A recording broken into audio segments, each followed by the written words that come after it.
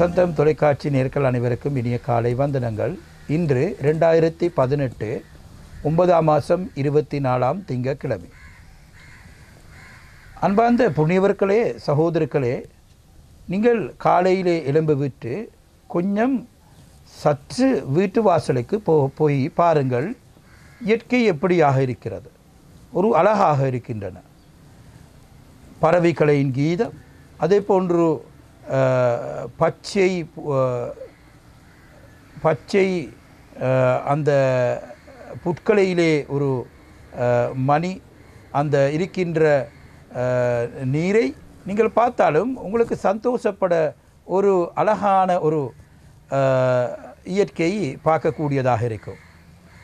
அந்த வகையிலே நாங்கள் சுற்றுச்சூழலை சிந்திக்க வேண்டும். சுற்றுச்சூழலையும் சுத்தமாக வைத்து இருப்பது மிக முக்கியமான ஒரு விடயம். ஆனால் சில இடங்களை பார்த்தாலும் கூட சுற்றுச்சூழலை மிக மோசமான இடங்களாக மாற்றப்பட்டிருக்கின்றன. அதுக்கு காரணம் யார் என்பதை சிந்திக்க வேண்டும். நாங்கள் என்பது இந்த நேரத்திலையும் சிந்திக்க வேண்டும். அசுத்தமான இடத்திலே வாழ யாருமே முடியாது. அசுத்தம் என்பது ஒரு அழகு இல்லை. அந்த வகையிலே நீங்கள் சுத்தமாக வைத்து கொண்டு ஆரோக்கியமாக வாழக்கூடிய சந்தர்ப்பத்தை, இடத்தை நீங்கள் மாற வேண்டும், இடத்தை உருவாக்கப்பட வேண்டும். அப்படி இல்லாவிட்டால் ஒரு ஆரோக்கியமாக வாழ முடியாது. அதான் ஆரோக்கியா பரமாலாப்பா,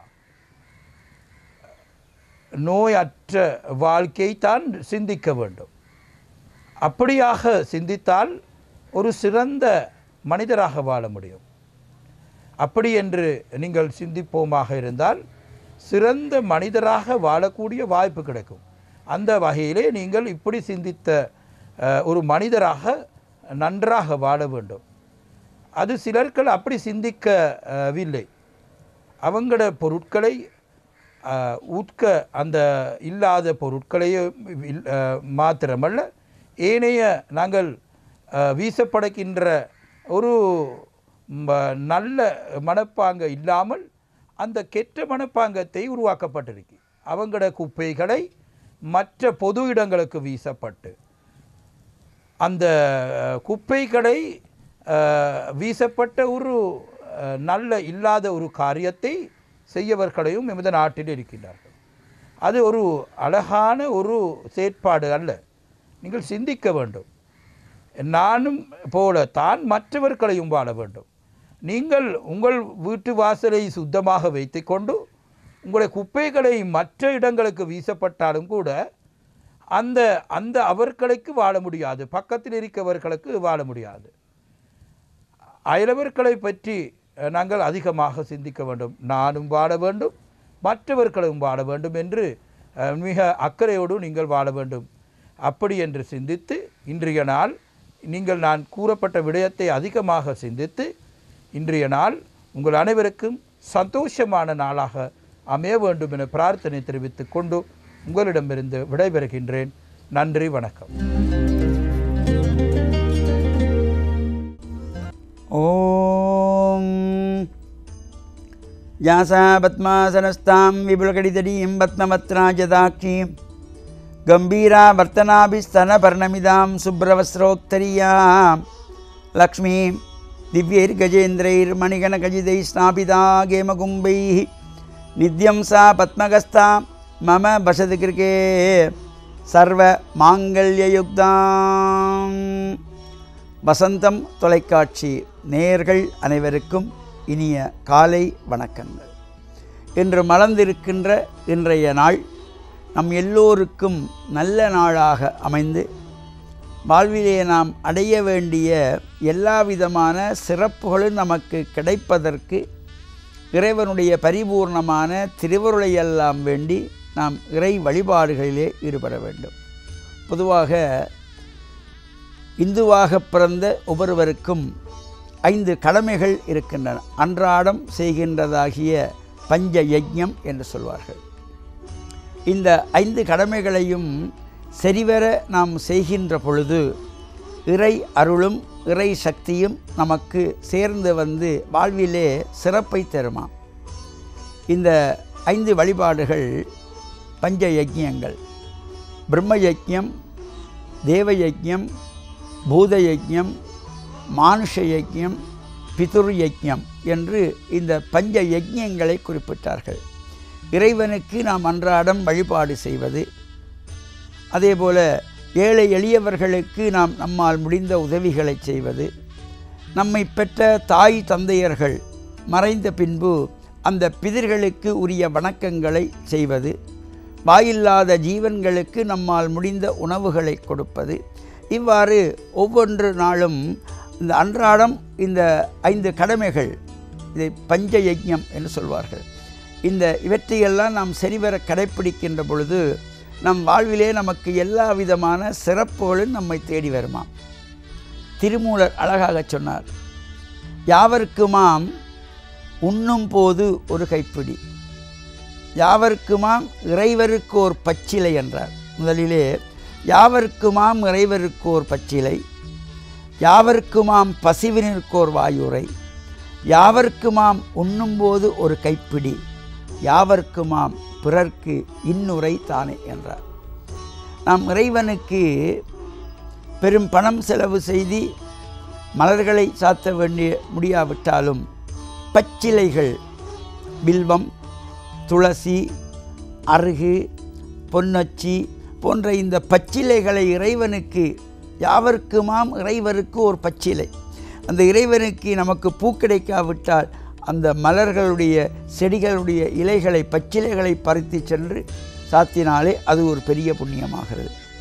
யாவர்க்குமாம் பசிவினிற்கு ஓர் வாயுரை, வாயில்லாத ஜீவன்கள், அவருக்கு இந்த பசுமாட்டுக்கு ஒருபடி புல்லை நாம் எடுத்து அந்த உணவாக கொடுக்கின்ற பொழுது அது ஒரு தர்மமாகிறது. யாவர்க்குமாம் உண்ணும்போது ஒரு கைப்பிடி, யாராவது வசதி இல்லாதவர்களுக்கு நம்மால் முடிந்த வரையிலே ஒருவேளை உணவை கொடுக்கின்ற பொழுது அது ஒரு தர்மமாகிறது.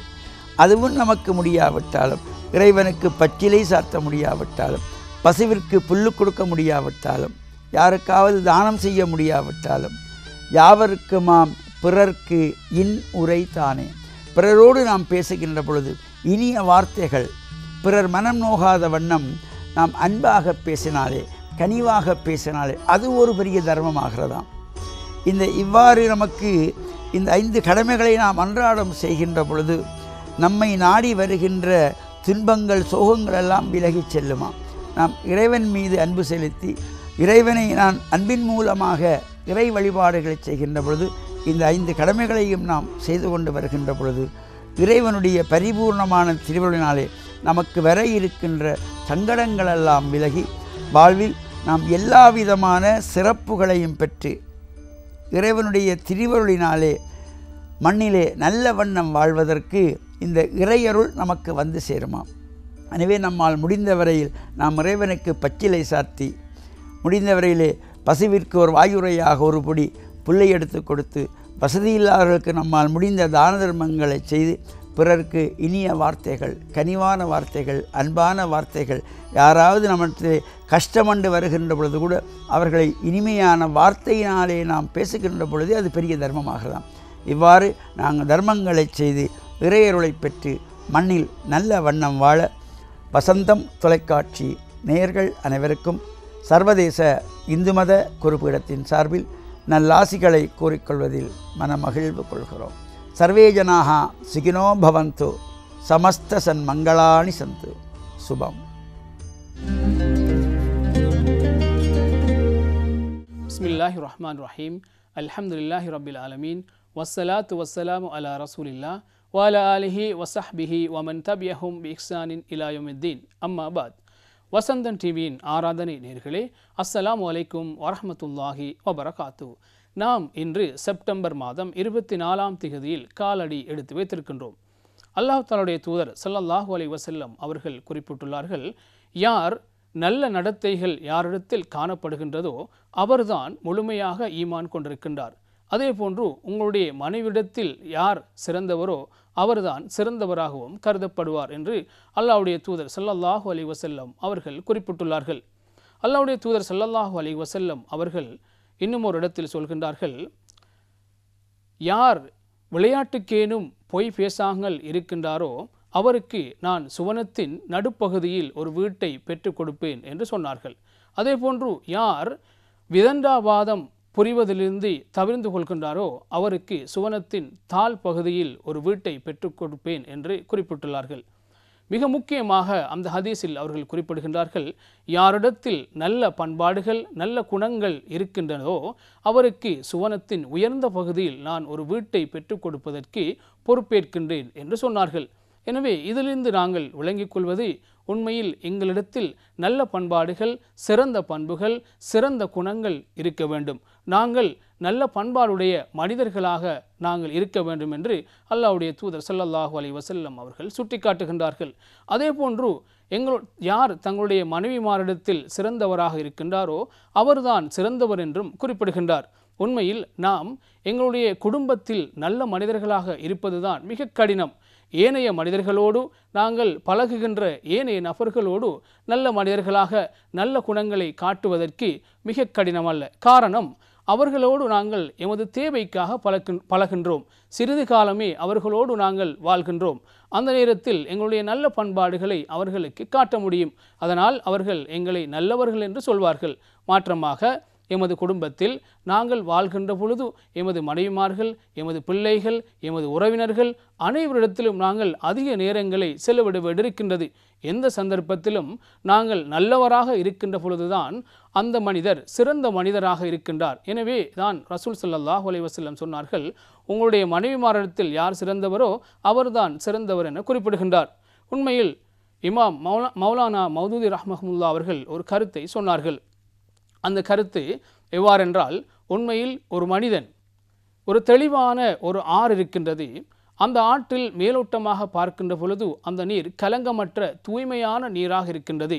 அதை பார்த்து நாங்கள் இது சிறந்த மனிதன் என்று சொல்கின்றோம். ஆனால் அந்த நீரோட்டத்தின் அந்த ஆற்றின் அடியில் அதிகமான கலங்கல்களும் அதிகமான உக்கல்களும் அடங்கி இருக்கின்றது, அதாவது படிந்திருக்கின்றது. அந்த ஒரு கொந்தளிப்பு ஏற்படுகின்ற பொழுதுதான் அந்த கலங்க தண்ணீரும் அந்த படிந்திருக்கின்ற அனைத்தும் வெளியே கொண்டு வரப்படுகின்றது. அதே போன்று நாம் சிறந்த மனிதர்களாக மேலோட்டமாக நாங்கள் காட்டிக்கொள்கின்றோம். எங்களிடத்தில் ஒரு பிரச்சனை வருகின்ற பொழுது அல்லது எங்களை ஆத்திரமூட்டுகின்ற பொழுது எங்களிடத்தில் இருக்கின்ற அந்த தீய குணங்களை நாங்கள் வெளிப்படுத்துகின்றோம். எனவே நாங்கள் அவ்வாறு இருக்காமல் எப்பொழுதும் மற்றவர்கள் பார்ப்பதற்கும் நாங்களும் உண்மையாகவே நல்ல பண்பாடுகளை கொண்ட அந்த தூய நீரை போன்று எப்பொழுதும் இருக்க வேண்டும். எங்களை ஆத்திரமூட்டினாலும் என்ன பிரச்சினை என்ன கஷ்டங்கள் வந்தாலும் நாங்கள் ஒருபோதும் கொந்தளிக்காமல் எங்களுடைய நல்ல பண்பாடுகளை சிறந்த பண்பாடுகளை அனைவருக்கும் நாங்கள் எப்பொழுதும் காட்ட வேண்டும். சிறந்த பண்பாடுடைய மனிதர்களாக நாங்கள் வாழ்ந்து மரணிக்க வேண்டும். இந்த உலகத்திலும் மறு உலகத்திலும் அல்லாஹு தாலா எங்களுக்கு நல்லல் புரிவானாக என்று கேட்டு விடைபெறுகின்றேன். வஸ்ஸலாமு அலைக்கும் வரஹ்மத்துல்லாஹி வபரகாத்துஹு. கிறிஸ்துக்குள் பிரியமானவர்களே, புதியதொரு நாளுக்குள்ளாக வந்திருக்கிறோம். இந்த நாளிலும் கூட ஆண்டவர் உங்கள் ஒவ்வொருவரையும் நிறைவாக ஆசீர்வதிப்பாராக. இன்று செப்டம்பர் மாதம் 24ஆம் தேதியில் நாங்கள் கால் பதித்திருக்கின்றோம். பிரியமானவர்களே, இன்று நீதிமொழிகள் புத்தகத்திலே 3வது அதிகாரத்தை முதல் வாசகமாக நாங்கள் வாசிக்கின்றோம். அங்கே ஆண்டவர் சில படிப்பினைகளை மிகவும் அவசியமாக கருதப்படுகின்ற பல படிப்பினைகளை எங்களுக்கு சொல்கின்றார். அங்கே பார்த்தோம் என்றால் ஆண்டவர் சொல்கின்ற காரியம் பாருங்கள். உன்னால் நன்மை செய்ய கூடுமாயின் தேவைப்படுபவருக்கு அந்த நன்மையை செய்ய மறுக்காதே.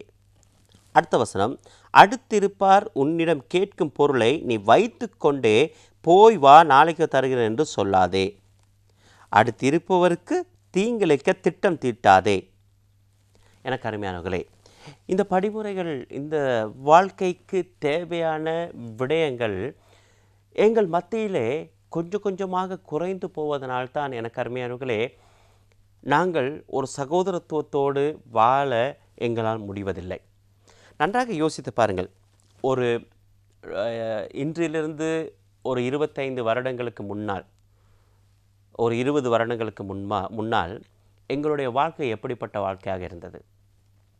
நாங்கள் வீட்டில் சாப்பிடுவதை விட மற்றைய வீடுகளில் வந்த சாப்பாடை தான் நாங்கள் மனவு வந்து சாப்பிட்டோம், சந்தோஷமாக இருந்தோம். நாங்கள் ஒன்றாக கூடி மகிழ்ந்தோம். ஒருவருக்கு இல்லை என்று சொன்னால் மற்றவரிடம் பகிர்ந்து கொள்கின்ற ஒரு கலாச்சாரம் எங்களிடையே இருந்தது.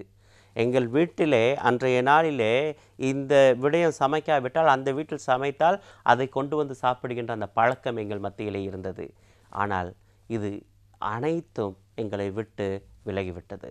நாங்கள் பயம், மற்றவரிடமிருந்து வாங்கி சாப்பிடுவதற்கு பயம், நாங்கள் மற்றவரிடம் எதையாவது பெற்றுக்கொள்வதற்கு பயம். ஏனென்றால் எனக்கு ஏதாவது தீங்கு செய்து விடுவான், எனக்கு ஏதாவது பிரச்சனை வந்துவிடும் என்ற அந்த பயம். ஏனென்றால் அப்படிப்பட்ட ஒரு போட்டி பொறாமை உலகுக்குள் நாங்கள் தள்ளப்பட்டவர்களாக இருக்கின்றோம். இந்த நேரத்தில் ஆண்டவர் சொல்கின்றார், உன்னால் கூடுமானால், உன்னால் நன்மை செய்ய கூடுமானால், உனக்கு முடியவில்லை என்றால் நீ செய்யாத, அதை பற்றி பிரச்சனை இல்லை. ஆனால் உன்னால் செய்ய முடியும் என்றால் மற்றவர்களுக்கு நிச்சயமாக நன்மையை செய் என்று ஆண்டவர் சொல்கின்றார். உங்களால் கூடுமானால் அவர்கள் செய். அடுத்தது, உன்னிடம் ஒரு பொருள் இருக்கிறது, அந்த பொருளை வைத்துக்கொண்டு கொடுக்க முடிந்தால் கொடுத்து உதவு. நீ நாளைக்கு வா அல்லது நாளை மறுநாள் வா என்று அவர்களை நீ இழுத்தடிக்காதே என்று ஆண்டவர் இன்றைய நாளில் சொல்கின்றார். அடுத்ததாக, மற்றவர்களுக்கு ஒரு காலமும் தீங்கு இழைக்க திட்டம் தீட்டாதீர்கள். நிறைய காரியங்களிலே விசேஷவிதமாக எங்களுடைய தலைமை ஆயர் பாப்பரசர் கூட சொல்வார், உலகத்தை அரிக்கின்ற அல்லது இல்லாமல் செய்கின்ற ஒரு விடயங்களில் மிகப்பெரிய விஷயம் என்னவென்றால் கோல் சொல்வது, மற்றவர்களை பற்றி புரணி கதைப்பதென்று. எனக்கு அருமையானவர்களே, இது மற்றவர்களை பற்றி திட்டம் தீட்டும் பொழுது, மற்றவர்களை பற்றி இல்லாத பொழுது சொல்லும் பொழுதெல்லாம் எனக்கு அருமையானவர்களே, நாங்கள் அழிவது மாத்திரமல்ல, மற்றவர்களை அழித்து கொண்டு முழு கிராமத்தையும் அல்லது முழு வீட்டையும் கூட நாங்கள் இல்லாமல் செய்து கொண்டிருக்கின்றோம். எனக்கு அருமையானவர்களே, இதற்காக இன்றைய நாளில் நாங்கள் ஒப்பு கொடுத்து ஜெபிப்போம். இங்கே சொல்லப்படுகின்ற காரியம் என்னவென்றால், அடுத்திருப்பவர்களுக்கு தீங்கிழைக்க திட்டம் திட்டாதே, அவர்கள் உன் அருகில் உன்னை நம்பி வாழ்கின்றார்கள் என்பதனை மறந்து விடாதே. எதற்காக அவர்கள் எல்லாம் எங்களை சுற்றி இருக்காங்க? எங்களை நம்பிதான். நாங்கள் அவர்களை நம்பி இருக்கின்றோம். நாங்கள் திட்டம் தீட்டும் பொழுது என்ன நடக்கிறது? அந்த உறவு பிரிவு உண்டாக்கப்படுகிறது. ஆகவே எனக்கு அருமையானவர்களை, இதற்காக இன்றைய நாள் நாங்கள் ஜெபிப்போம். இப்படிப்பட்ட மனநிலை இருந்தால் அதை மாற்றிக்கொள்ள மனதை ஆண்டவரிடத்திலிருந்து பெற்றுக்கொள்வோம். ஆண்டவர்கள் ஒவ்வொருவரும் நிறைவாக ஆசீர்வதிப்பாராக. ஆமென்.